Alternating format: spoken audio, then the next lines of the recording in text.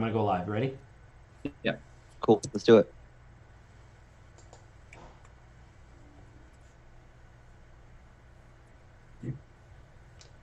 So let it be written. So let it be done. This is Tabletop Terrors. I'm joined with, as usual, James Carney, and today our very good friend Jeff Doty is going to be joining us. So yeah, he's going to be hanging out with us. I think probably a lot in the future. We have formally invited Jeff to hop on and do some Tabletop Terror stuff with us. And so, welcome, Jeff. Yeah, thank you. I'm super excited. As we've been kind of working on a lot of stuff over the last little bit, we've just kind of figured that we've got a really sort of interesting creative dynamic and that we work really well on a lot of stuff. So figured might as well channel that a little bit more and hopefully get a little bit more into this whole YouTube space. But yeah, I'm excited to be here. Thank you. For sure. And so what we're going to do today, we're going to do a little RPGs Unstuck, just getting some Q&A. We posted in our Facebook group, the Absolute Tabletop Facebook group, which was just, hey, what has you stuck? Post any questions, and we'll just go over them and kind of just give you some answers if we can. And so, Jeff, do you want to go ahead and read what? And you can do it in any order you want. And then, James, if you watch the chat, we will take new questions. So if you have new questions, feel free to drop in there anything, and we'll try to keep track of those as well. Jeff, what question did you want to start with? Yeah, so we had asked for basically what are some stumbling blocks that people are hitting right now as a game master, a player, a designer, creator, anything like that. So one of the ones here, I think to start off with, is struggling with the feeling of being a first-time game master. So I think that's something that's extremely daunting, I think, for a lot of people to bridge the gap between playing and then actually running the game. So what would you say for someone who's trying to get into that world? I say that it's, for me, I would just do it, which is very easy. It's an oversimplification, but the only way you get good at anything is by being bad at it first. And so don't be afraid of being bad at it. Lately I've heard, you may have heard of this, it's called, I think it's called like the Matt Mercer syndrome or something, where people are putting GMs on a pedestal because they see Matt Mercer do such a really good job. I think it's a travesty that this negative thing is named after such an awesome person. But I think that the headline there is that you see this awesome GM with this huge set and these players, and you think, okay, that's where I have to start. And my answer to that is, when you're a kid who wants to learn how to play guitar because you hear a riff that's awesome, you still have to pick up the guitar and go through the motions and figure out what the chords are and build the muscle memory. And it's like, I love the fact that there's a superstar GM that's bringing in millions of people, but don't expect to headline Wembley Stadium the first time you leave the guitar store with your guitar. Just start and just figure out by doing. And that would be my number one piece of advice, is that the only difference between being a DM and not being a DM is that you actually run a game. Yeah. And I think to sort of, I absolutely agree with that sentiment, but to kind of take it back even one more step, the idea that you are also one of the players, and though you are playing a little bit of a different game, like you said, in my opinion, there's no reason for the GM to be on a pedestal in a normal, regular home game where that's not what you're doing or what you should expect. The idea that if I go, all right, guys, we're all going to play this game together, I may be playing by different rules, and it is kind of on me to come up with the story, but only a little bit more than all of the players combined, So that's the thing. Get in there and do it, because it's not, the fun is not entirely reliant on you. It's you and everybody you play with, and you'll find kind of your own thing rather than, oh, well, this is so difficult, what are they going to expect? It's like, well, no, you know what I mean? You're playing the game, so you don't have to feel ready. You know what I mean? Just come in it like you're a player, because you are, in a sense. Yeah, and I think that it's easy as a GM to like kind of put this burden of expectation onto yourself, like you say, of like either trying to follow in the footsteps of some great GM or like feeling the pressure and responsibility of like, well, I'm the person who needs to facilitate everything. But I'm a fan, and it's something that I'll say a lot for a lot of these questions, I'm sure, of just like being open and direct with your players about where you're at with everything, and just say, hey guys, this is my first time GMing. I'm just starting out. So if I kind of hit a wall, I'm open to suggestions, and I'd love to kind of make sure that we have a good experience. So if I'm doing something that's not quite working, or if I'm not doing something that would be cool, then like feel free to let me know in a constructive way, of course. And just like being willing to talk to people about what they want, what you're able to do, and also just familiarize yourself as much as you can with the material that you're going to be running. So like the rules, the setting, whatever it is, but also don't let what you don't know stress you out or prevent you from doing something that you want. Like there's kind of a balance there of like learn as much as you can, but also don't care about how much you know, because at the end of the day, if you have people that you're close with and have fun interacting with, the game's going to be fun. Like just because you're all you all have a good dynamic, that's why you're playing together, or at least hopefully that's the case. And that will guide more about how the session goes than any specific like, oh well, you didn't know this rule or you forgot this guy's name or whatever. Like most people don't actually care about that stuff. It's more about the experience of just being able to do it with each other, and that's I think the important part. Yeah, I think that's really smart. And I think that's a really good example of, like you said, not remembering someone's name, where if I'm a player and I don't know my spell, I'm going to look it up in the book and everybody's going to wait for me. They may not like it, but they're going to.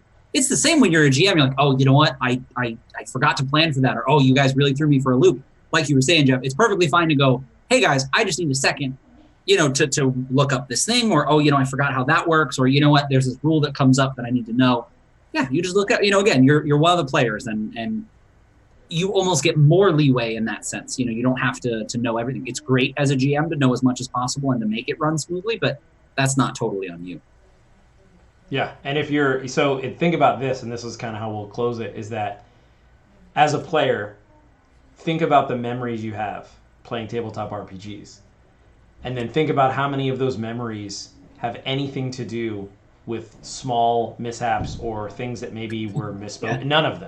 None of them. And that's the truth. If you're being honest with yourself, you're like, that was a great game, but when Mitch accidentally called him, Duandar, and it's really Guandar, it really just pulled me right out of it. It's like, no, you're going to be like, do you guys remember when we were on the tower and your bow broke? It's like, do it to make memories with your friends, like you're saying, Jeff. But yeah, just do it. That's the thing.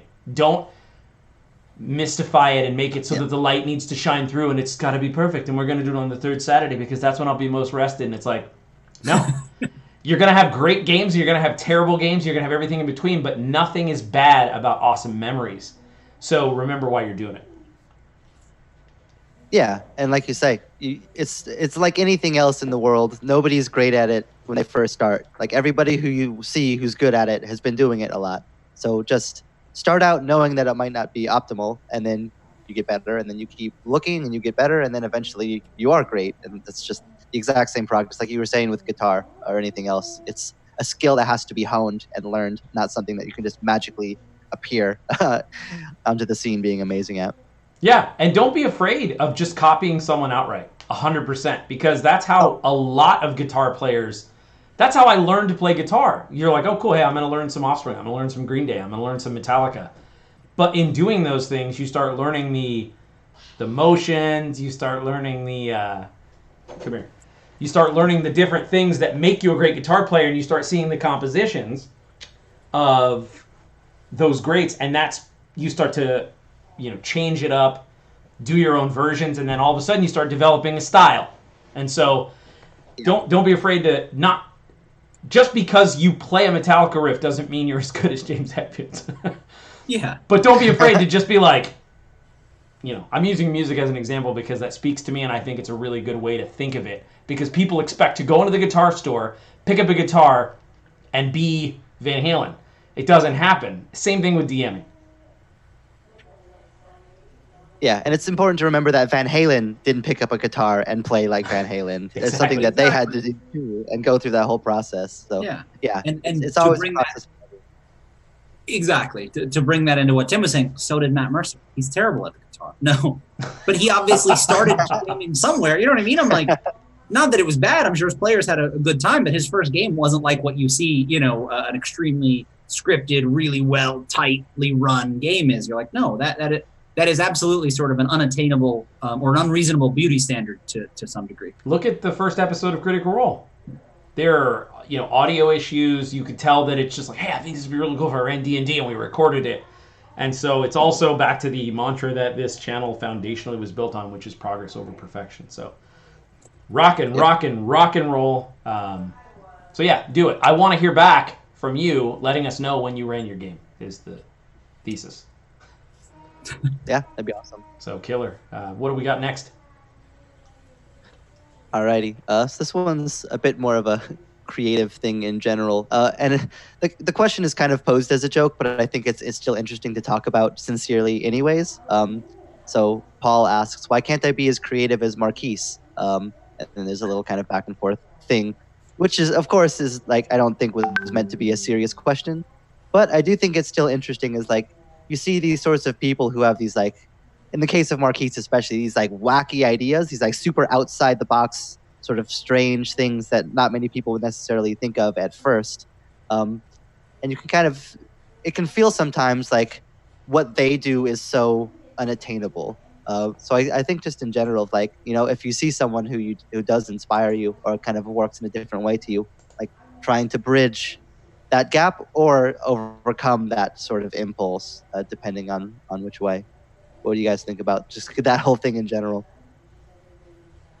So, what's that? Sorry. I was just going to say, you got anything? I was going to throw it to you.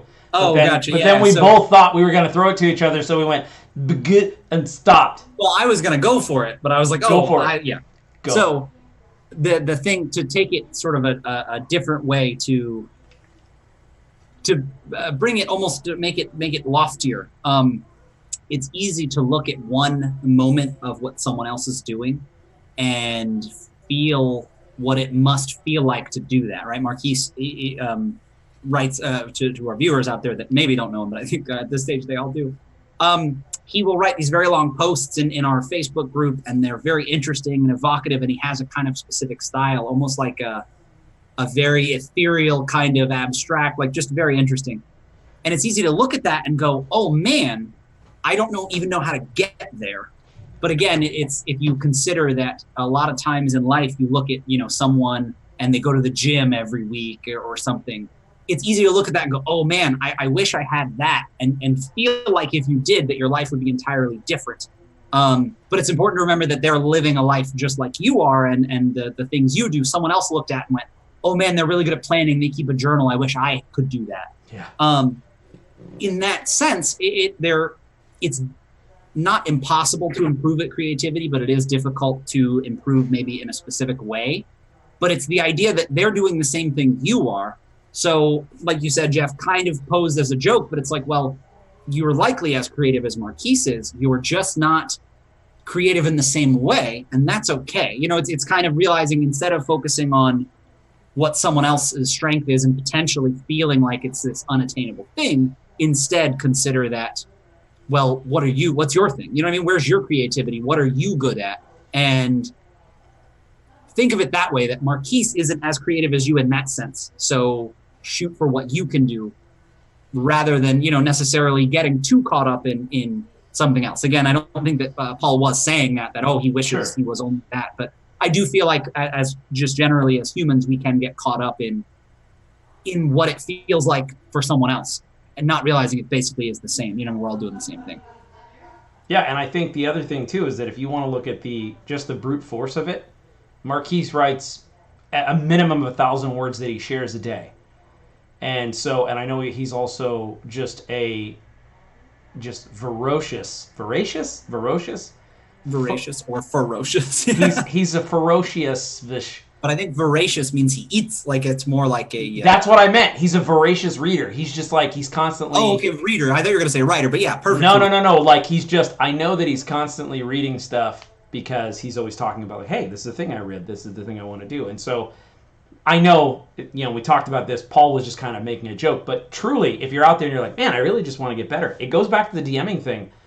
The human brain, the body is this crazy thing that is blank until you make it remember something.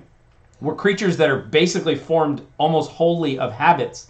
And if you make one of those habits writing all the time, you will get more creative just as a sheer force of like momentum. You won't be able to help it. So that's how I do it. I would say read more, read 10 minutes a night before you fall asleep, and write 3 paragraphs. Do that one day a week, and then build it to 2 days and 3 days, and all of a sudden you won't stop being creative. So also, I have a question. Yeah. You trying to get my Wi-Fi password? Yeah. Hey, don't you do it. Don't you do it. You trying to jump on my network from Nevada? This whole tabletop terrorist thing is actually just a really long con for me to get your Wi-Fi password. That's how You've uncovered a lot.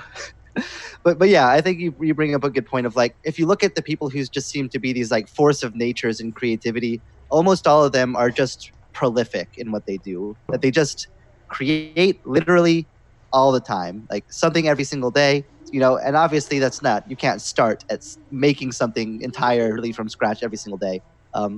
But you can start, like you say, 1 day a week, and then maybe you do it 2 days a week one time, and then maybe the next time you make it to 3, and then you can kind of build to the point. And the more that you do it, the more it kind of builds your own momentum, and you can kind of start to fuel that creative power just through like sheer momentum and determination in a lot of ways. But I think also to kind of take this in a small bit of a different direction too, in terms of seeing other people's ideas and style that you like, assuming obviously you can never be them. You can't be inside their brain and have their stuff exactly. But if there's something about their vibe that you enjoy and that you want to try to capture some of that feeling yourself, I think a good way to start to do that is to look at what their influences are and try to absorb them. Like you say, Tim, like Marquise is a huge reader, and not just a reader, but watcher, video game player, a lot of stuff like that. So like I could tell you right offhand, if you want to make your world slightly more Marquise-like, play all the Dark Souls games in Bloodborne, because I know he's hugely influenced by those games. And if you want to have them be a little bit more, then you can read. I can't remember the name of the book. There's a book that's like an Aztec history book where they talk about like stories from like Aztec history and culture. You can read that, because I know that he's read those and that those have influenced his creativity. So like if there's a certain vibe that you're trying to get from a certain person's creative style, find out what they like and read those things and listen to those shows and play those games or whatever it is. And the more that you can kind of start to get a feel for those things, the more that they can influence you and kind of drive your own creativity in certain directions or two. So you'll never be them, but you can at least kind of see where their ideas are coming from. And if you want to get that, and I'm not saying that you should always try to get other people's influences. It's totally fine to have your own. But if there's something about it that you like and you want to genuinely integrate into your own style, the more you can grab hold of those things and start to let them influence your thoughts and your own kind of creative drive, the more that those ideas will start to manifest in your own work too. So just kind of a more practical approach to it. Like, yes, don't just try to be somebody else because you can't. You'll always just be you. But the things that they are influenced by can also influence you if there's something about it that you like. Exactly. Yeah. Just realizing that all came from somewhere. And you're like, if you, like you said, if you like a specific thing, read more of that, watch more of that, play more of that. Barker, Be a Better Game Master in the YouTube chat said, "What up, Barker?" He got some great advice a while back that he only recently embraced completely. And he said, I'll share it here. Take everything you can from the media you consume. Remember the cool scenes and comic book frames. Consume, reframe, create. And it is just that. I mean, technically speaking, Marquise read those things and watched all the movies he's seen and read all the things and listened to all the songs he did. But that's where those ideas came from. That plus his own mixture of himself and his own consciousness. But it is like, well, no, you can kind of make that same recipe, just like you were saying. Yeah, and so go ahead. There you go. I was just going to say the thing that I love is that you're going to have, everyone is going to have different shared experiences. So you're going to have things that are more important and special to you that you're going to mix in as the cocktail with the other. Like, so what Barker says is so spot on. If I watch a film and you watch the same film, I am going to pull elements out of it that I like, and you're going to pull elements out of it that you like, and we could have the exact same reference point. Something that I think is a good way to emulate people is to model structures after how you create. So if you're looking at their world, and this is something we do on purpose. We have a publishing company called Absolute Tabletop. On purpose, as we're writing our books, I will say, oh, well, what would that look like in Dragon Grin if we're writing Harbinger? Or if Barker is writing Dragon Grin, he'll say, well, how would that look in Enkea? And because he knows his own world better than anyone else, sometimes figuring it out in his own world helps him write Dragon Grin. And so you can take the structure of other people's kind of concepts, but then say, well, what's my version of that? What's my twist? And that is also, I think, a cool way to kind of put two things next to each other. So, yeah, there was, I think Jeff is a thumbnail now. There was a question in the chat that I thought was pretty good that I had something for. Oh, there it goes. No, he's very still. No, yeah, you're good. I would just, yeah. But somebody, I should have wrote down who it was, but it was Alan, or Alon. It's A-L-O-N, so sorry if I pronounced that wrong. They said, how do you deal with the static feeling of combat? Combat is supposed to be all happening at the same time within 6 seconds. However, it often feels like one after the next after the next.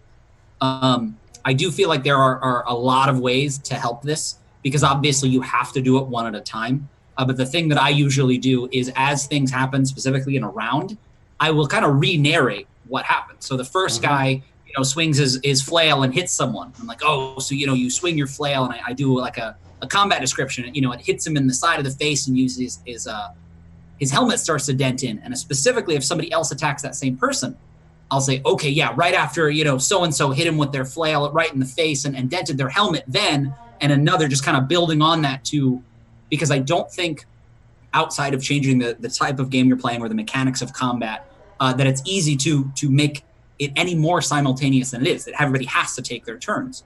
But there are just a few things like that you can do to potentially still make it feel a little more cohesive. But generally just kind of recapping as much as possible, especially if somebody had a particularly long turn, or if you had to break for a second, somebody had to look up a rule, you kind of try to just push everybody back into it. Oh yeah, okay, so the arrow just hit so-and-so, and now, you came from the balcony, and just keep making it, narrating it like it's happening all at once, even though it's happening non-simultaneously. Yeah, definitely. First off, can you guys hear me? I had a bit of a yes. plus there. Okay, cool. So yeah, what James said is exactly what I do. Of just the more you can reference other activities during your own turn, or as the game master during the creature's turns, and start to kind of build those storylines, I think that is a huge thing that helps as well. So I do exactly the same thing of like, all right, so I just got hit with the sword. I'm still trying to pick myself back up to get ready to swing. And that person may have been 2 turns ago, but because it's still now just my turn starting, I'll reference that kind of leading into my own turn, and kind of you can start to build these sorts of kind of chaotic atmospheres.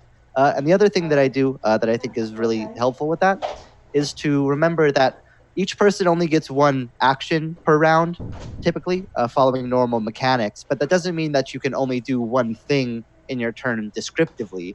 So, like, an attack roll might be, just you swinging your sword once and the guy blocking with his shield or whatever. But you can also describe it, as taking multiple steps and kind of moving left and right. And you take a couple swings and he blocks the first one. And then the last one, you manage to knock his shield aside and get it and, hit him with the sword. That's still just 1 action, but you can describe it as kind of multiple individual events happening over time. And that can kind of help get the feeling too of describe other things that are happening, people moving, people saying, people yelling, parries before the attack strike actually hits, whatever. And all those are still mechanically just your regular action and your regular movement and all that. But you can kind of start to build an atmosphere around those sorts of things by making them kind of relevant narratively, even if not mechanically. Yeah, and I think another hack that sort of takes that even a step further is you can connect pieces in a story. Okay, in the same way that you're saying that you can do multiple turns multiple things, even that's not necessarily an action on your turn. In D&D and in role-playing games, sometimes we think of turns as like these lanes where it's like, okay, now it's Jeff's turn. It's Jeff's lane. And it's almost like everyone else grays out while your turn becomes full color. And so another cool way to do this is if you do, James, if someone, swings and that helmet dents, you can make that helmet fly off. And then I go, yeah, and Jeff, it rolls at your character's feet. Like you can... It's everyone is on the battlefield, so what you can do is have someone's turn narrate and tie in other players that are nearby and things like that. So, you could say you feel the heat of the spell and just call one of the players out and go, oh yeah, hey, James, you feel the heat of the spell as Jeff's character begins to sort of work up and cast. You don't have to say much more than that, but now, oh wow, now you're imagining being hotter and envisioning like, well, what does that look like? That sort of thing. So there's basically tying in the rest of the players with what happens on other people's turns is another cool little hack to do that as well. Yeah.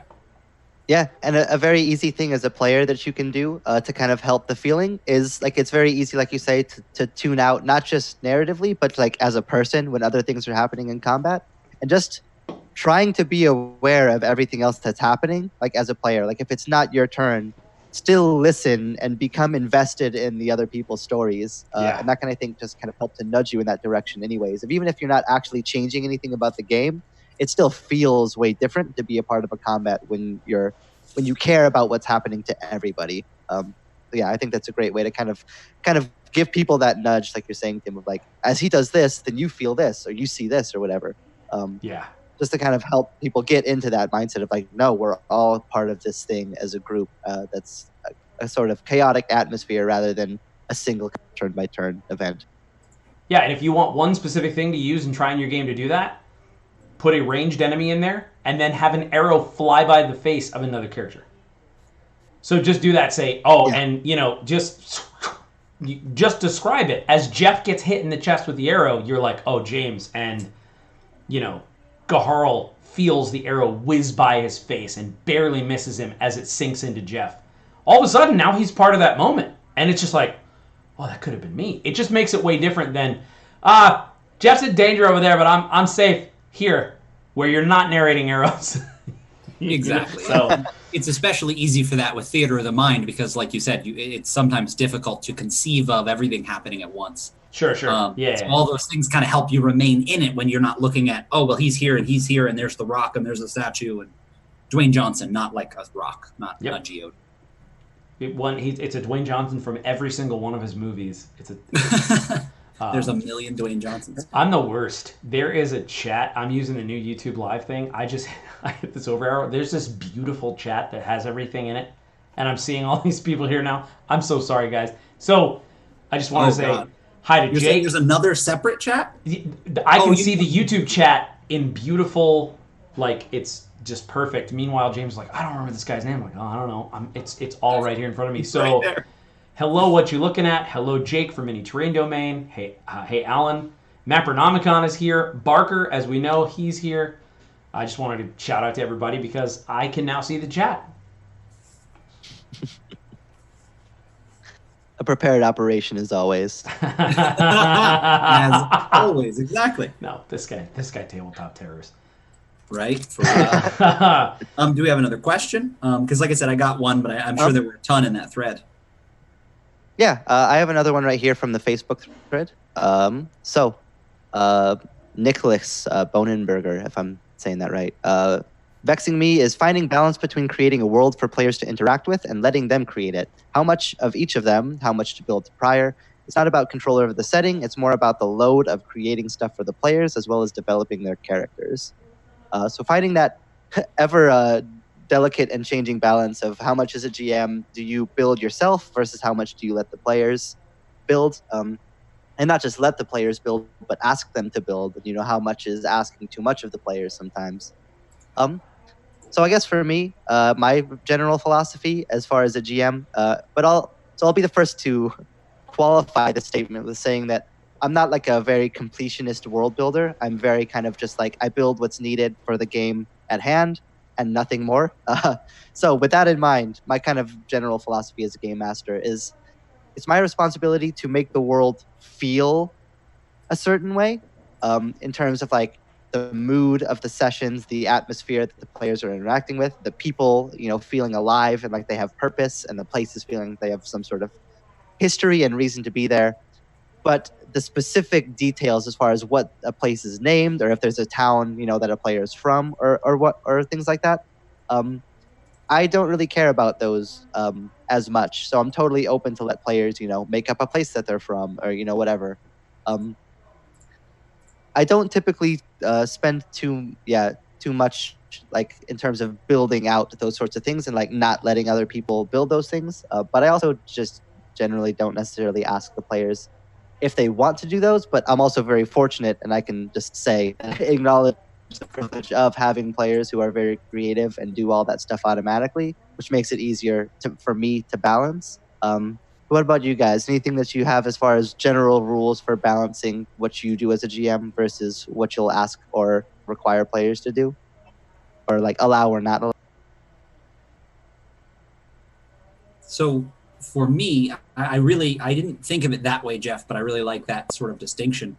And to kind of piggyback on that, to me, it is like what's important for the game. You know what I mean? If it's them creating something game breaking, where you're like, oh, who's the bad guy? Obviously, you would never ask your players that. I really like that distinction where you're like, well, I'm going to have the general feel. And if the players are getting that same idea, when you go, okay, you arrive at a town, what's the name of the town?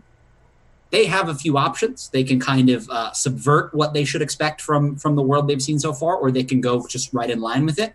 But either way, even when we've made jokes like in Barker's Winds of Sir Celine game, and I will say that Barker, Be a Better Game Master in the chat, he will basically ask you anything. I feel like he has in some cases allowed us to directly drive the game by saying, what do you think this person is doing here?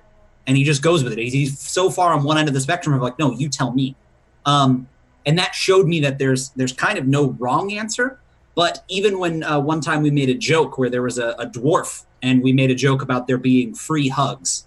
And I think there was a sign pointing to a well that said free hugs, I believe, a well or some sort of hole. And we made jokes later, that was like kind of said offhandedly, but then later it was like, oh, this dwarf's name was free hugs, and like we just put it right in, and now that's a part of NK, even though it started as a joke. So as ridiculous as it sounds, it's like just make what you need to make for the game. And that can be difficult to find exactly what, but kind of never be afraid to throw it to a player to go, what do you think? Because they can always say, I'm not really sure, or I'm feeling under pressure if somebody else can, but it's not so bad. You just go to someone else. So in general, I don't think there's too much that you can do. And I personally tend to prep a lot less than I probably should. So I lean on that more than most people. So maybe just try prepping less and asking your players more and just kind of get a feel for it. You know what I mean? Like get a feel for exactly that level you like, but certainly don't break your back trying to create everything, because the players are definitely there for you to lean on in that sense.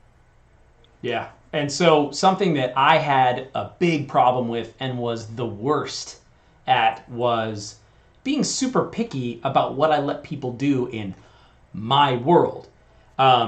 There's a pretty big gap between publishing a setting, which is something that we do in Absolute Tabletop, and making a game together with a group of people. And that you need to make sure to separate those two things. And here's what I mean. Every version of the world that you play with a different group of people is real, but it doesn't have to be the end all. Just what are you doing? Why are you doing this? It's, in my opinion, it's to make memories with other people and tell a story together. If we can remember that as being the main idea, then for me, it allowed me to loosen my talons and really let people do what they wanted. And if it's not something that I would necessarily choose myself, if it's not something that would ruin the game for other people, their fun, I've just started like letting it go. Yeah. Because they will remember that. You know what they won't remember? They won't remember the stuff that I never let them do. Yeah. So what is the big Yeah. deal? What's the problem? So again, is it a matter of your taste? Because there's one thing if it's, hey, this is going in the written book, A Dead Man's Guide to Dragongrin, as canonical lore versus, hey, there are no Aarakocra in Dragongrin, but if you want to play one, that's awesome. Let's make them live where do you want, and what would they be called, and you come up with that stuff. Did it make it so that now the next group of people that come to the game are like, hey, by the way, I got to teach you about the Aarakocra. Come here.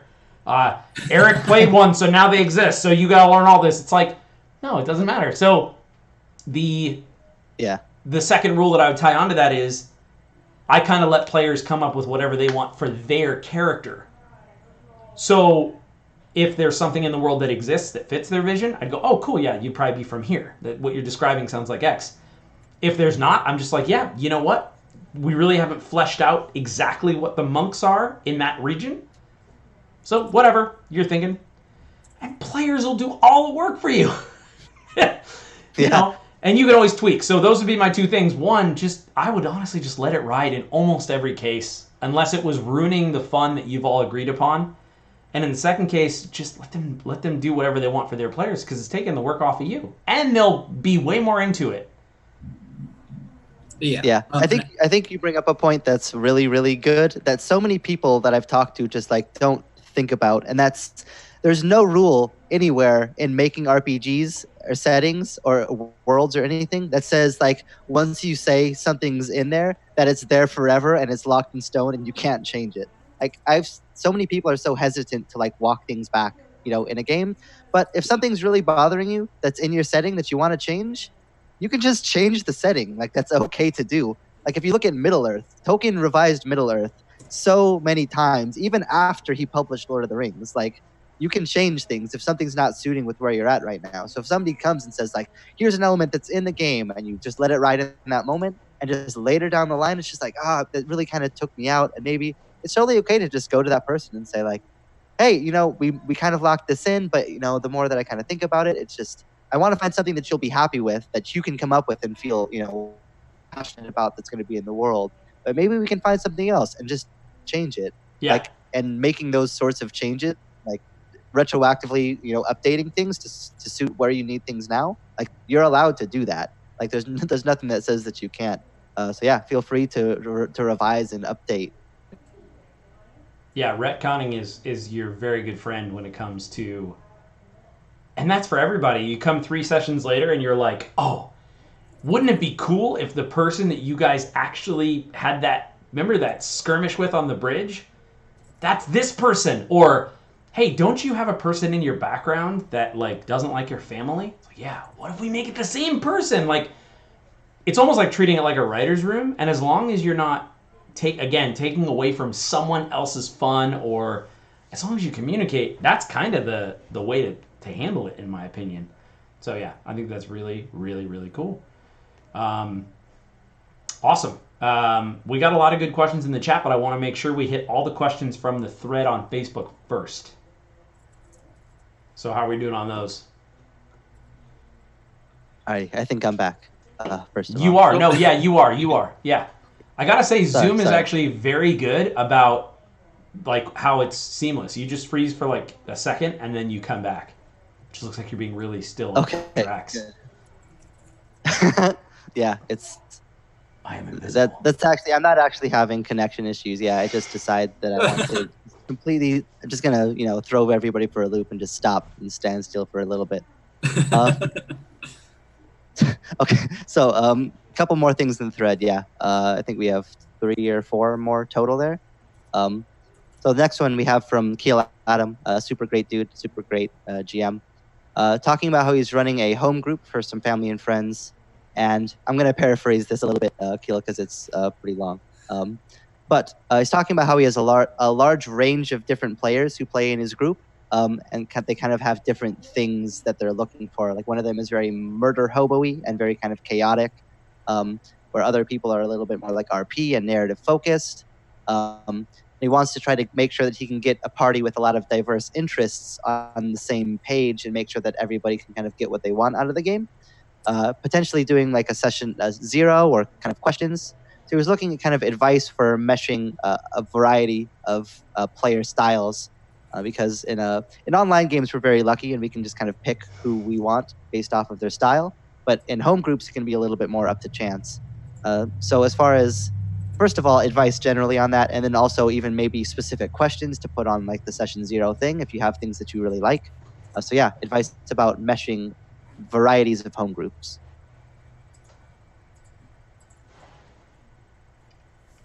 So I think that it's important to find out what is fun for each player. And I know that that's probably, it maybe seem like an obvious oversimplification, but I would start by saying, hey, when we play D&D, what's most fun for you?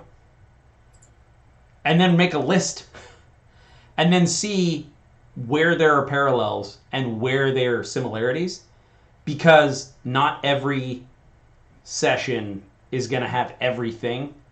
Like, but if you know what is fun, because by quantifying it and making it specific, it's way easier for you as a GM to just go, cool, well, I'm going to put this in there for Jeff. I'm going to put this in there for James. I know Barker loves this, and I can tie the three of them together in one kind of thing. So that would be my first thing. Ask them flat out, hey, what's fun for you? On the heels of that, I would then say, hey, what's not fun for you? What do you absolutely not like at all? And then find out where those parallels are. And then from there, I would go to the group and I would say, hey, everybody, here's what we're doing, and then brainstorm with how everyone else sees this going. Again, and we talked about this at the very beginning, it's not up to you as the game master to go, all right, let me go back to my castle and I will look at these schematics and come back with the plan. It's like, no, let's just talk it out. Hey, here's what I kind of see. It looks like, Judy doesn't like all this role play and such and such. So what do you guys think? How do you feel? And you know what? It might end up that you're like, one person's like, yeah, but that's fine. If we want, I just like hanging out with you guys. So let's just do this. Or vice versa. So I think just asking and write it down, not just talk about it. Have it a list of what they think is fun and what they don't think is fun. And then maybe check in after like 30 days or 60 days and see if that list has changed or what. So that would be my thoughts. What about you guys? So I think coming from a board game background, this is a common problem because so many board games are so different. And you do your best to create a group of people that will play these board games with you, and not everybody, it's not necessarily their favorite in every case.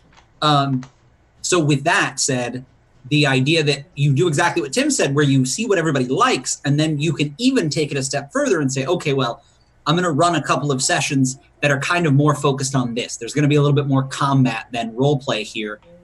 So I know, you so-and-so aren't as big on the combat, but I'll try to put some stuff in for you, but this little arc is going to be a little bit more combat focused. Of course, there's going to be some of that, but this allows you for everybody to still play together, but know that everybody's going to kind of get their turn. Of course, it's the perfect Goldilocks zone when everybody enjoys the same kind of game, but it's nearly impossible, again, specifically with board games, where I'm like, hey guys, we're kind of playing a little bit of a heavier worker placement. I know that's not your favorite, kind of thing, but next week we're going to play this other kind.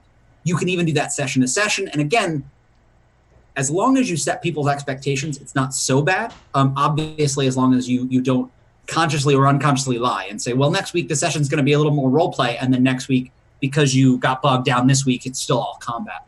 But I think in general, you can usually find some sort of middle ground and play to everybody, as well as, like I said, you can change it up every once in a while so that everybody still gets a chance to do the thing that they enjoy the most.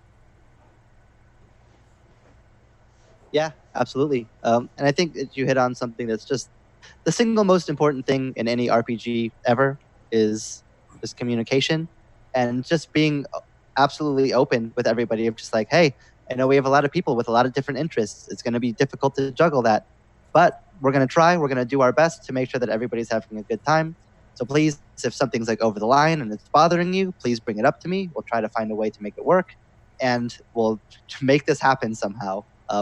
I think the more that you can put that into people's brains, that like, it's difficult, but we're going to try our best and we're going to make it happen, and that there's an open dialogue that's continuing about this is really working for us. This isn't really working for us. What can we change?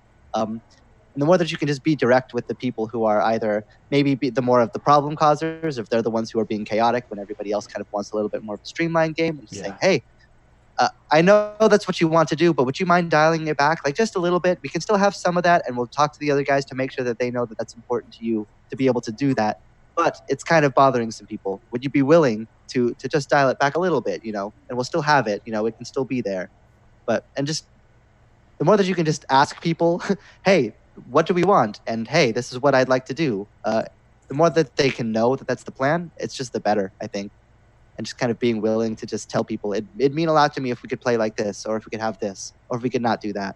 And just say that. Don't hope. If you don't say it, then you have no right to expect it, like you say. So the more that you can just have That's it all a really good way to put it. If you don't say it, you have no right to expect it. And so I would even say people are very clever, and when you present and communicate a problem, people are generally they're amenable to overcome the problem. So if you put this forth, like you say, you've got this person who likes to play a chaotic style. If you look at this written down, quantified list of things that are fun, you could even design, I'm going to give you an idea right now, and this is something you can try. The king is putting together a specific group of people for a task, and he's looking for very specific people to fill a very specific role.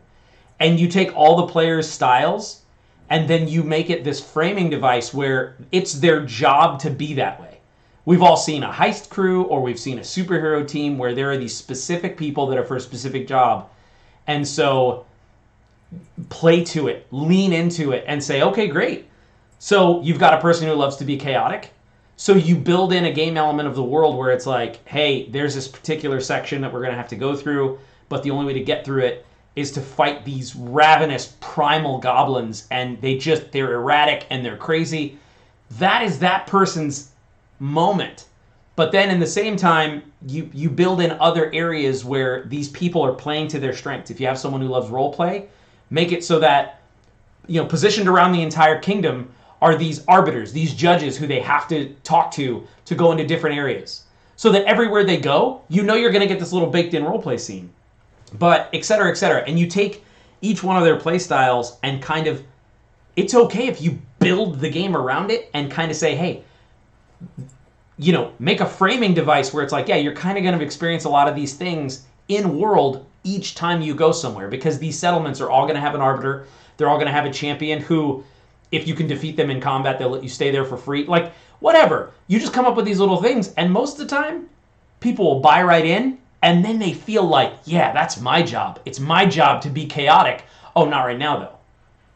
But soon, I'm going to get to do what I do, and everybody's going to watch and high-five me for it. And by, making a place where they can do it, they're usually like, oh, cool, now? Awesome. Okay, I'm done. Woo, that felt really cool. The game was fun. That kind of thing. Yeah. And I wanted to jump to a question in the chat. I know we want to get all those out of the thread, but this one kind of dovetails nicely, and we don't have to spend a ton of time, but this is actually a really good example of when it is something you kind of have to deal with. Threen says, if you're still taking questions, I have one for the character I'm about to play. He's not an outright pacifist, but his story makes him adverse to killing. The rest of the party has no problem with it, and it's making the sessions hard. Again, we don't have to spend a ton of time, but in this case, I think that there is sort of a mismatch between what everybody's in for. And while you can play a game where you're the pacifist, it's difficult if you don't set that expectation early or talk to the GM or make sure everybody's on the same page with that.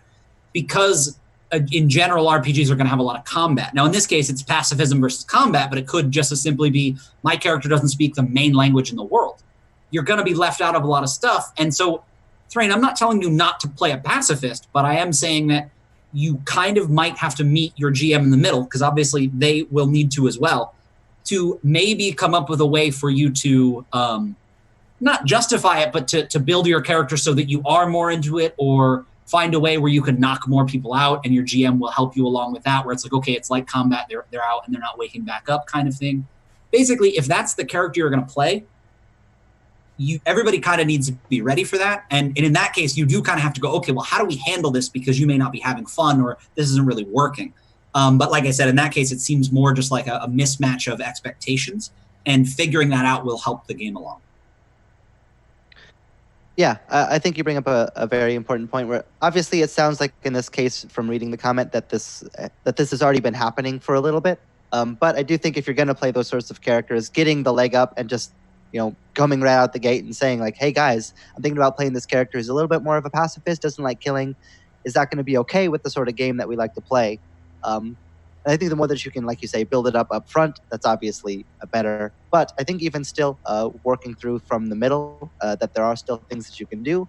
First off, I think it still just would be beneficial just to have a conversation out of character about it. Even if you've already been doing it, if it feels like it's something that might either be a problem already or cause problems, to talk to everybody and just say, hey, this is kind of where things have been going. How do we feel about this? Is this okay? And honestly, talking to the GM, assuming that you're playing 5e, I don't know if that's the case. Even if it's not, you might just be able to say to your GM of like, hey, let's just play combat like normal, but just assume like that if I'm the person who gets an enemy to 0 HP, that I'm knocking them out instead. And if somebody else wants to kill them, then they can just do so like narratively and have it not be a turn. So that way you're not getting in the way of the mechanics. You can still just play the game like normal and just kind of add in some narrative spice to it of like, well, I'm not the one who's killing them. I'm restraining them. I'm knocking them out. And then like as a free interaction that doesn't cost a turn, somebody else can just, finish them off if that's what they want to do, just so that the mechanics stay balanced and that you're still pulling your weight in terms of combat output and not having to like dance around that in a weird way, but still getting the feel of the character that you want to. Now, the GM might say no, but it's at least something to offer up as a possibility to kind of find a way to play the game normally, quote unquote, but use kind of narrative aspects to make it a little bit more of a character trait, rather than like a game mechanical thing that you're having to dance around. At least that's the way that I would probably tackle it as a GM or a player in my games right now. Sure. And so, yeah, that's really good advice. Something else that I would say, too, is that the basis of great stories is these conflicts. And so, for me, there's a lot of really good opportunity for stories. So, here's what I mean by that. I don't eat as much fast food as I used to. But that doesn't mean I stop other people around me from eating fast food. Now, obviously, that is a much more minor oversimplification, and I'm not necessarily likening it to real murder. But in a game, the way that you can really play out this character is the way you choose to do things, but that doesn't necessarily mean you have to force it on everybody else. Find a cool reason why you would be with that party that matters, and then make it so that the way that you treat people and the things that you do in game are specifically showing how you feel. But I wouldn't take it to the degree of making it, and this is where everything that Jeff and James said comes into play. Talk about it, do all those things. Once that's done, though, what I'm saying is look at a character like Batman. Batman is averse to killing. But it doesn't come up in terms of like, he doesn't go around going, hey, Lobo, stop killing people. Now if Lobo's killing people in Gotham City, he's going to stop him from doing it. But the point is, I think that there's some really cool stuff. Why? Why are they averse to killing? What's your character arc?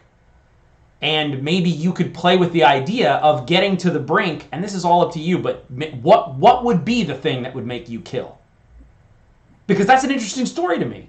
So what would be the thing that would make your character flip that switch? Why doesn't Batman ever just kill the Joker? And there have been lots of cool stories about that, and what does that mean? Figuring that out, and then working with your game master to have that game master maybe slowly build up to that moment, and then you have this really cool character choice to make. Are you going to break your aversion to killing, or are you going to just snap and do it and then live with the regret? And it's like, maybe that's not the game you're playing. And I'm not saying that. But my thought would be use it as a character opportunity and react and act those things out, but not necessarily stopping others from doing it, but kind of exploring your character through it happening around you and those kinds of things, if that makes any sense. Yeah, definitely. And I think that he adds another comment there just now in the chat saying that part of the issue too is that most of the conflicts have all been combat driven.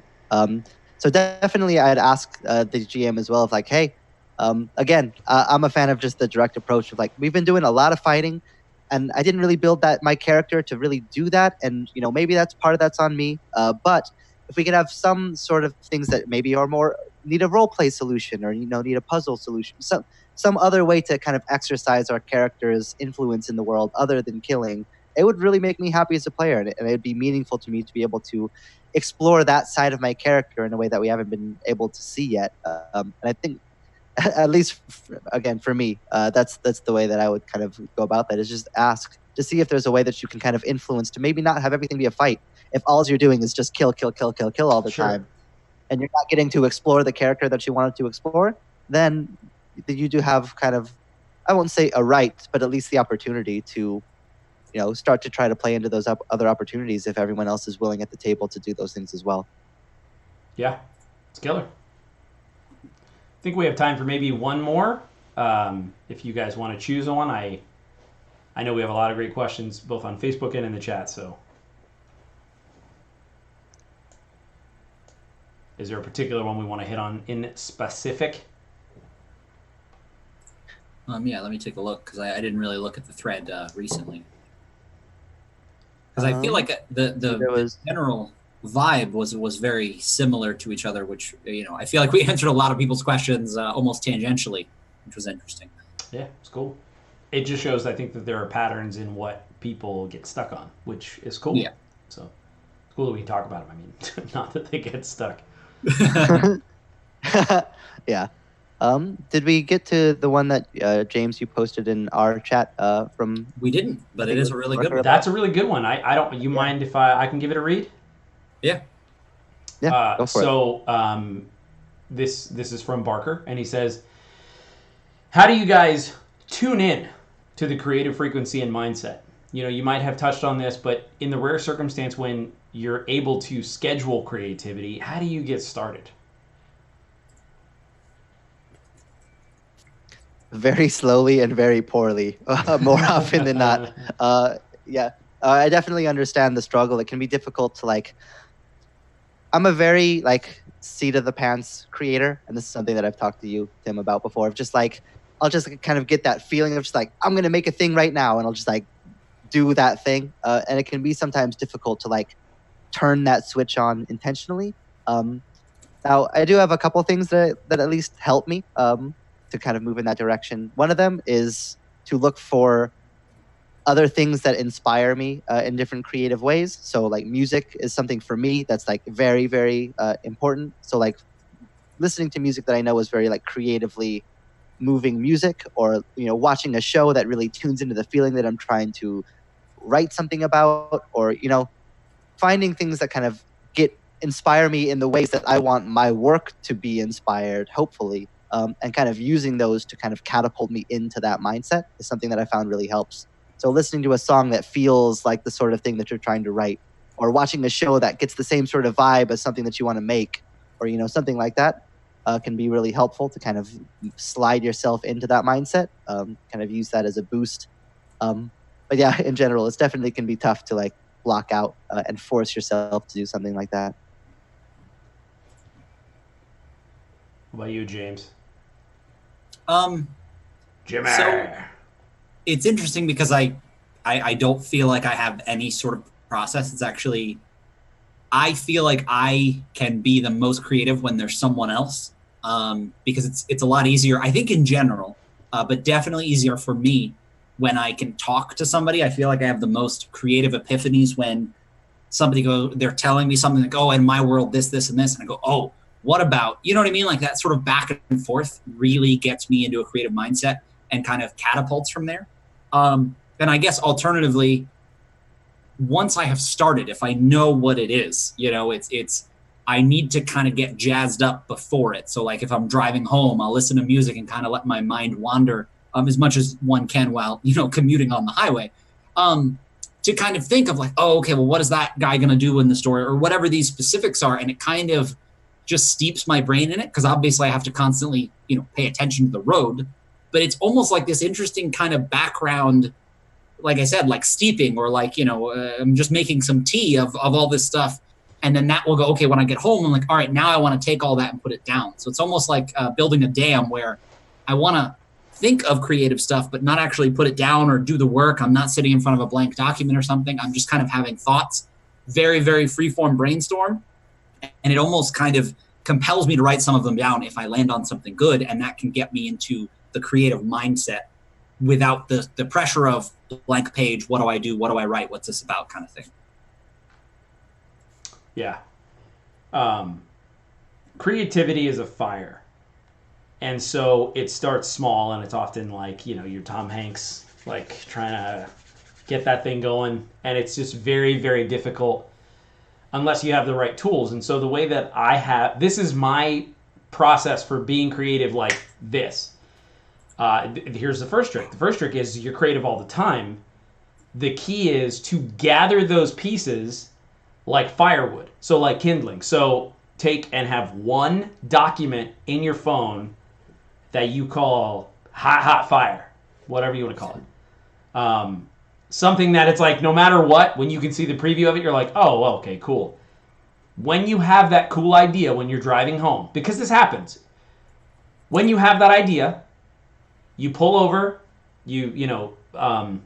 talk to text, or, if you're on break at work and you're like, oh, or when you're watching a show and the show inspires you like, oh, it'd be cool if instead, what if they were pirates and it was an airship? Put that all in there. This is the way to immediately get a roaring fire, because then when I'm like, okay, cool, I've got time that's scheduled to be creative. To really drill down further and quantify that, it's not necessarily that we have time to be creative, it's that we have time to write or work to make the creative thing that we have up here a tangible thing. So it's like whether it's a map you're working on or a character or any of that, that's when you go and you go, cool, let me see what I got to burn here. That's the hack. That's the trick. So you're like, all right, you come up with all the cool ideas throughout the week. And when you're watching things and when these ideas that jump into your head, you can't conjure these things. These are things that are inspiring to you. Now, when I have that time, if it's 10 minutes, I'm like, oh, cool. I go to my doc on my phone. I grab that chunk of writing and I drop that into a doc, and then I just start writing about it. So if it's about the triune eclipse in Dragon Grin and what does that mean? And talking about how I thought it was really cool that my wife just recently went on this trip to California, and one of the vineyards that she was staying at, they do all of their planting, they do all of their harvesting by lunar cycles. Boom. I can't research that. There's nothing. That jumped at me, and I'm like, oh, that's the orcs. That's the Mog Turok orcs of Dragon Grin. I'm going to tie them super into the moons. No one's really tied into that. We have underused that, and while they work with the bleak, I'm like, oh, cool. So what do? I put a note in my phone that says Mog Turok, tied in with the moons, vineyard, and I put just some of these notes. When it's time, in fact, after this stream a little later, I've got some writing to do on that subject. I'm going to go right there. I'm going to drop that into that spot, and then I'm going to flesh it out. So that's the trick for me is I gather the fuel all week. So that it's as simple as going, okay, and then to really just punch this analogy in the face and just keep beating it to death. The fire starts by me typing, but the fuel that's there, that log that I'm burning or the whatever I'm doing, that's the hard part to come up with. If you have no fuel, the fire won't get very big. But if you have this cool thing, okay, you start putting friction to it, look at that, 500 words later. So that's the number one thing I would say is you're creative all the time. It's just that you're talking about time to sit down in front of the keyboard and push that thing into a document. You have to have fuel for the fire in order to do it on command. Yeah, definitely. And I think that at least for me too, so that's very similar to my process generally, is just like, yeah, things are always kind of working away in my head, and then it's just like, finding a time to turn that into something, to mold it rather than, I think honestly too, as far as just assuming that you can't for some reason, like your mind is just, you have to be elsewhere mentally for the entire time, and you can't dive in to like really think about something and let it sit in your brain.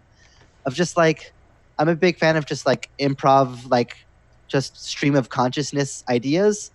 So literally just like, say the first thing that comes into your brain, whatever it is, however stupid or random or seemingly nonsensical it might be, and just start to write, just literally whatever. Just type words into the document without care of what the words actually are or what they mean. And then you can kind of just see, eventually, if you do that, for a couple minutes or whatever, something in there is going to start to like take hold, whether you want it to or not. We can't help but make meaning out of patterns, where we'll just see words and we can't help but like have them influence us and start to create ideas.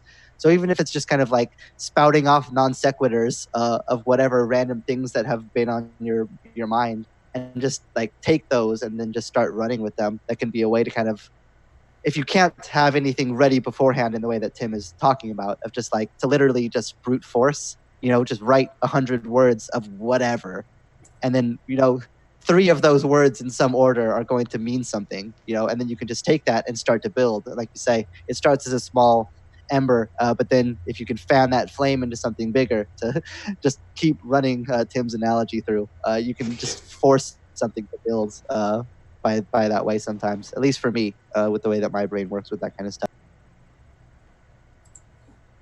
Yeah, and I think that just to kind of cap it off by saying one final thing is, you don't edit blank pages.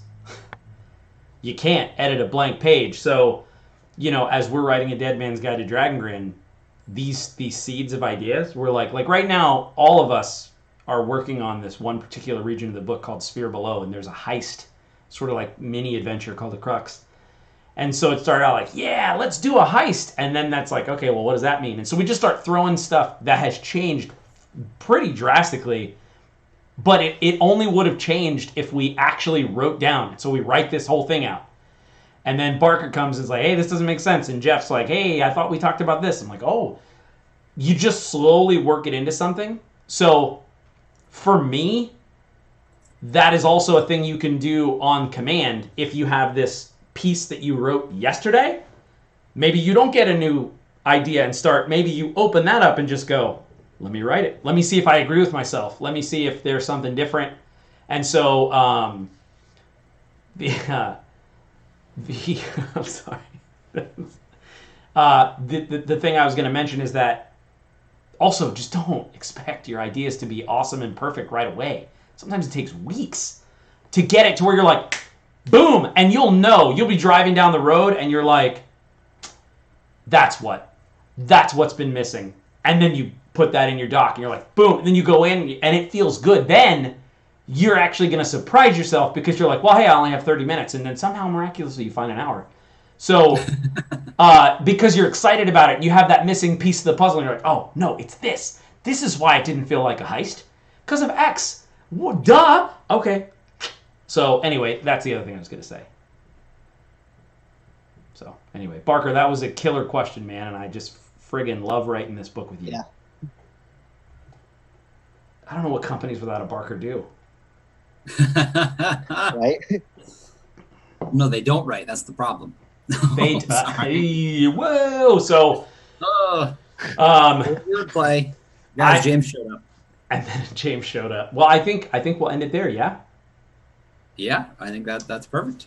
Yeah, I think so. Cool. Well, we're going to try to do this a little more often, and so I think. And now, here's the thing: we got to end it with a toast, right? So this is the first time we're actually doing a toast with 3 people, and all in different places. So typically, so James, do you want to start it? I'll go middle, and then Jeff, you go the end. I don't know. Do you know it well enough to do it? You think, Jeff? I think so. Hopefully. If not, this will be the new toast. It will. Okay, let me grab my soda. I got the Rainbow Unicorn Bang, sponsored by no one. I drink Coke because it's tabletop terrorist colors. Pepsi refused. Didn't pick blue, so I can't. So I can maybe get away with Pepsi Max. But okay, so are you ready? We're twins, James. So. Oh yeah, look. Oh, see, I have caffeine free because I'm a little baby. You're caffeine late at night. I drink plenty of caffeine, but if I have it after 8 o'clock, I'm not going to bed. So, sweet baby boy style, that's the one. So, but it's also good. Yours is a lot more tabletop terrorist colors, which is good. But okay, are we ready? Because I'm going to start. 300 milligrams caffeine. Yeah. So, well, anyway, thank you everybody for joining us. Thank you for all the incredible questions. We really look forward to talking to you more in the future. And let's do this. May you mend the first break. May you kill the first snake. and may you conquer everything that you undertake. Slancha. Slancha comes after the sip. I go beforehand. You, since when? It's been like 6 months since we streamed, and all of a sudden you're changing the toast. But that's the thing. I mean, like, colloquially, to me, it makes more sense to say cheers and then drink, not drink and then say cheers. Yeah, but it's way less theatrical. Yeah, I know, but I'm like, it just... Here's the way that I see it. This is me, right? And Jeff, I'll let you weigh in now that you're formally part of this party. Here, so I like to do conquer everything you undertake. Slancha. I like it's a finality of putting down the drink. Slancha. And if you do it last, all three of us can say it at the same time. If you just go doing it willy-nilly. I mean, how do we feel about this? I was going to say, I want to let Jeff talk, but I've got a lot of things to say about it. So please, feel free, Jeff. All I was going to say, semi-unrelated, is I just think it's funny that of all the people that you thought was going to mess up the toast, you said it was going to be me, but in reality, it was you two right from the start. Because I didn't think you were going to mess it up. I was just like, I don't know if he knows it for sure, and that's like a terrible thing to put you on the spot to do. Hey, Jeff, I want to set you up to fail. But no, like I said, that's the major thing. Failure was Yeah, you say cheers, you don't, I don't know. Because if you think that we're all going to finish our gulp at the same time to say slancha at the same time, I'm like, that's why you have the put whole down. thing relies on the, slancha. That's what I'm saying, but I'm like, but no, I know. I just. So you want to do this. You want to go, no, for kill snake. And you conquer everything you undertake. I can't do it. I can't. Because that's what like I said, if you do I can't do it. Toast, you drink after the toast. I know, but this is not that's just what I'm a saying. regular I'm like toast. real life. I'm just talking real life. I hear you. Listen, you know what? Toast. Bullets can't go through cars either. I think. I don't know. I watch a lot of shows. That's the problem. Pretend I picked a real thing that's fake in movies that doesn't go directly through cars. Oh, bullets can't turn merry-go-rounds like on the first episode of Mythbusters in the Clive Owen movie. That's true. That is definitely not the first episode, but that's an issue for a different time. So, yeah. So what I'm saying is I'd like to suggest a first episode for our actual video content, and it's the ethics and semantics of proper toast procedure. I think that's very important that we figure this out, that we formalize it. I want the committee to decide and put out a ruling. Exactly. We call it getting toasted. I'm going to do something different during that live stream. So, and there are a lot of great comments. Mappernomicon has some really good points. Anastasia's got some great points. Barker says, "Don't you worry, I'm sure the finale will take I'm just talking. I'm just yelling at my brother." Listen, that is the lifeblood of this channel. I know. I didn't even. Oh yeah, that's true. I loved how quickly Jeff just jumped right into it too. By the way, I was like, "There's no need for introduction there." I'm like, "Yeah. This guy tabletop terrors." Cool. Well, we'll square that away over my cold, thirsty body. Will we cheers after or before? No, I said it wrong. Which is funny because I've done it that way a few times, and you've given me a look when we did it at Con. I said it first because I know, but that's brand new.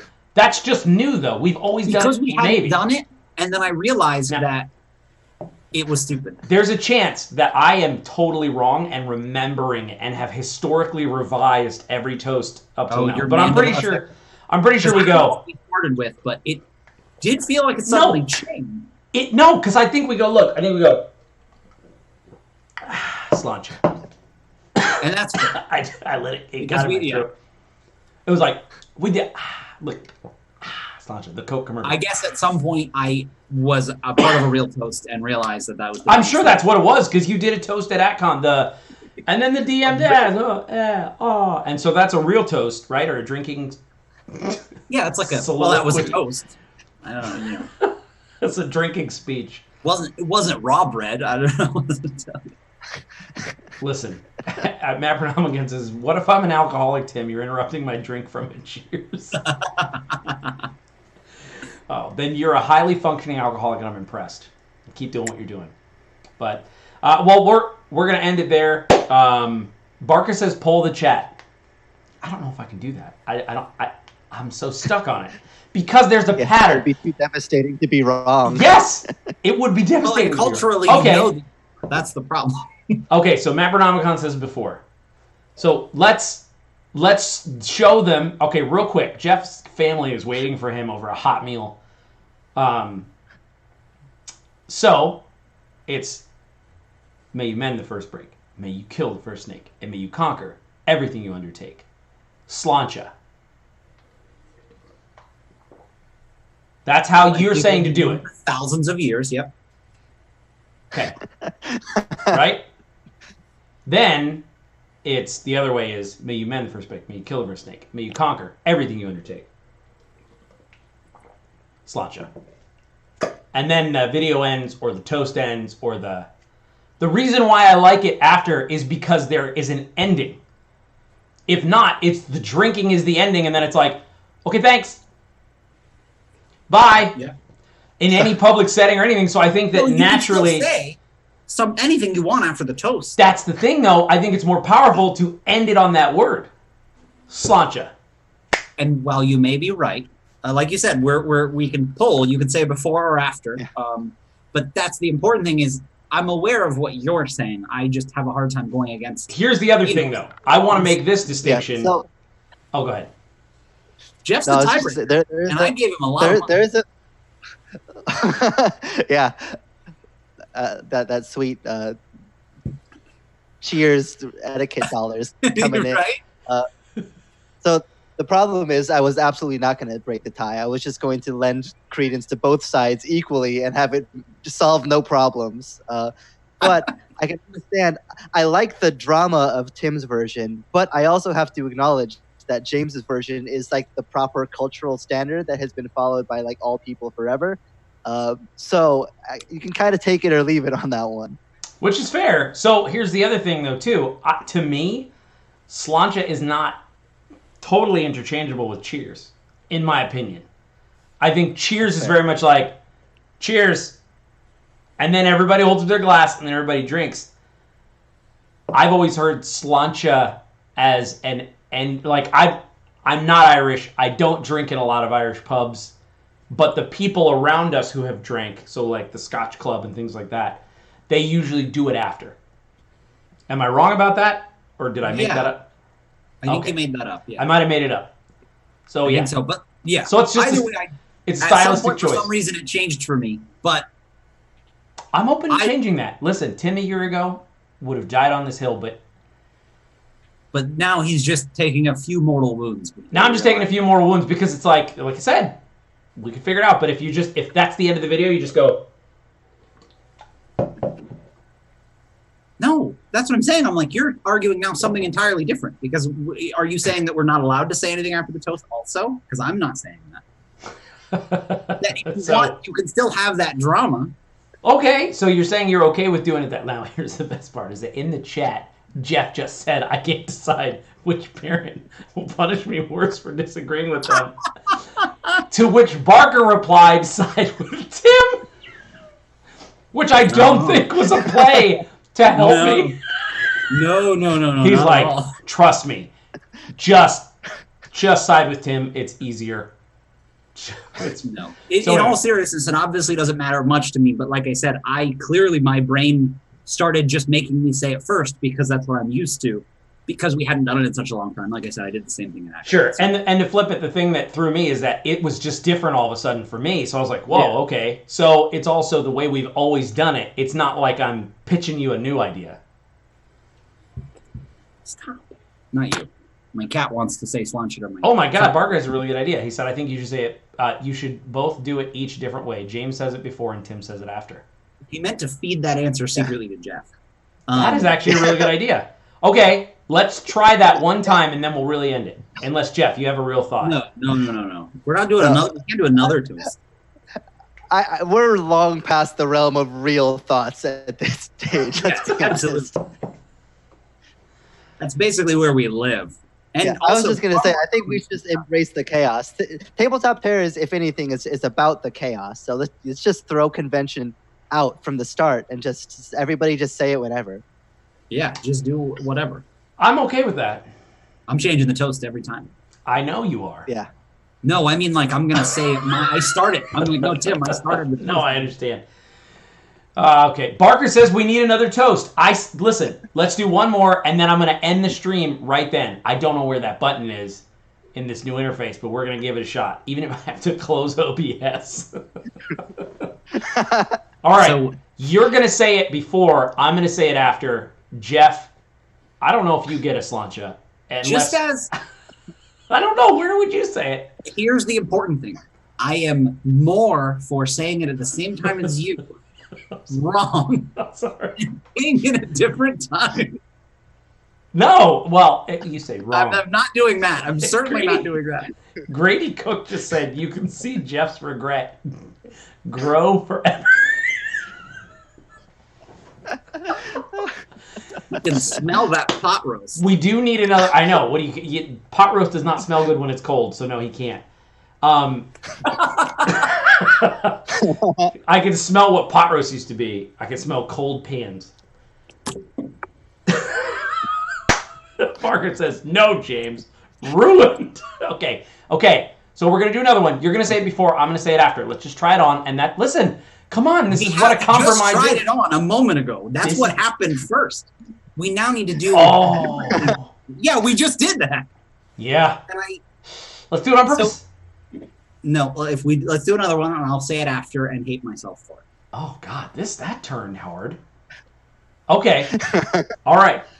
I'm going to hit end stream. Seriously. Everybody talks about dying on hills. Nobody talks about dying in valleys. A lot of people lost their lives in valleys. Or on regular flat land. Like,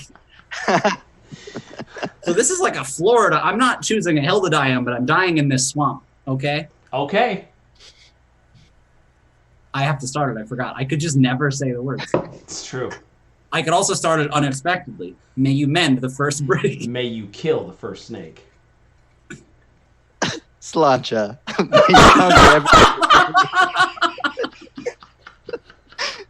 I think that went about as well as it could have, ever. And then you